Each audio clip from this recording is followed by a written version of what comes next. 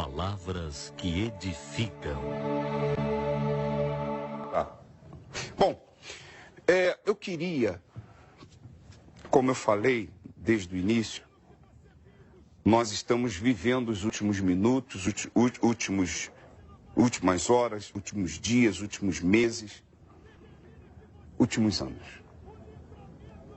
Eu não sei quando que Jesus vai voltar ou quando nós vamos partir. Porque uma coisa ou outra vai acontecer. Ou Jesus vai voltar ou nós vamos partir. E partir por partir, o que tem aí de gente partindo sem ele, famosos, anônimos, e assim vai. Mas eu gostaria de deixar esse versículo para você meditar.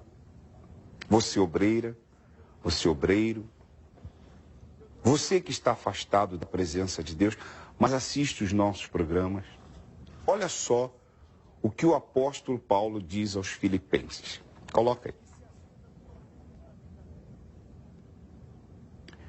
Assim, pois, amados meus, como sempre obedecestes, não só na minha presença, porém muito mais agora na minha ausência, aí vem a frase principal do versículo. Desenvolvei a vossa salvação com temor e tremor. E como eu disse antes, eu tenho pedido a Deus para não deixar os meus olhos se acostumarem com o que eu tenho visto. Os meus ouvidos não se acostumarem com o que tenho ouvido. Porque só assim nós poderemos, com os acontecimentos, digamos assim, desenvolver a nossa salvação com temor. Veja que não é só com temor, é com tremor. Porque a nossa salvação todos os dias tem que ser construída. Todos os dias a gente tem que colocar um tijolo, um tijolinho na construção da nossa morada no céu. Não, e a coisa é tão profunda. Você estava lendo, eu até me levantei, né? Me tirei o corpo aqui da poltrona e me aproximei para conseguir enxergar a tela. Me passou aqui pela cabeça agora um filme. Por quê? Durante a Bíblia inteira, você vê Deus pedindo às pessoas para não temerem a nada. Aliás, por 366 vezes na Bíblia, ele disse, não temais, não vos assusteis, não vos atemorizeis. A única hora em que Deus permite o medo de um cristão, é o único medo aprovado por ele, é o medo de perder a salvação. Quando ele fala temor, e temor é respeito, ele fala tremor. E tremor é medo. É medo mesmo. Porque foi o que o Bispo Macedo falou, inclusive na reunião de ontem. A única coisa de quem ele tem medo é da perda da sua alma. A única. Ou seja, o único medo aprovado por quem? Por Deus. O medo de perder a salvação. Então, quando ele fala desenvolver a vossa salvação com temor e tremor... Com temor, respeito, com tremor mesmo. Com medo. Ou seja, não tenha medo do diabo, não tenha medo das doenças, não tenha medo das injustiças, não tenha medo de nada. Tenha medo de perder a sua alma. Como diz a Bíblia, o que me poderá fazer um homem? É muito forte. O que me poderá fazer um homem? Nada. Aquele que pode matar o teu corpo e não pode fazer nada com a tua alma? Agora, temei aquele que pode fazer o quê? Perecer os dois. Perecer os dois, o corpo e a alma. É muito forte.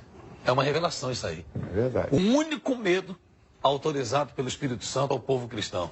O medo de perder a alma. Exatamente. Agora, vamos continuar. Olha só. Fazei tudo sem murmurações, nem contendas. Está ouvindo, obreiro? Está assistindo aí? Fazei tudo sem murmurações, nem contendas. E a gente tem batido isso na tecla, nas reuniões nossas. Fazei tudo sem murmurar. Veja que o povo de Israel murmurou e eles não chegaram à terra prometida. Você que anda murmurando, você que anda tendo contenda com todo mundo, você é uma pessoa difícil de lidar, você tem um temperamento difícil. Eu não sei não, hein? Eu não sei não.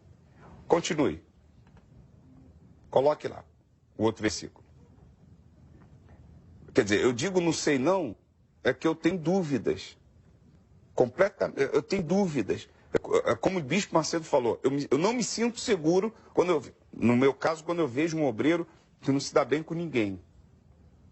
Não é possível, pô, tem alguma coisa errada.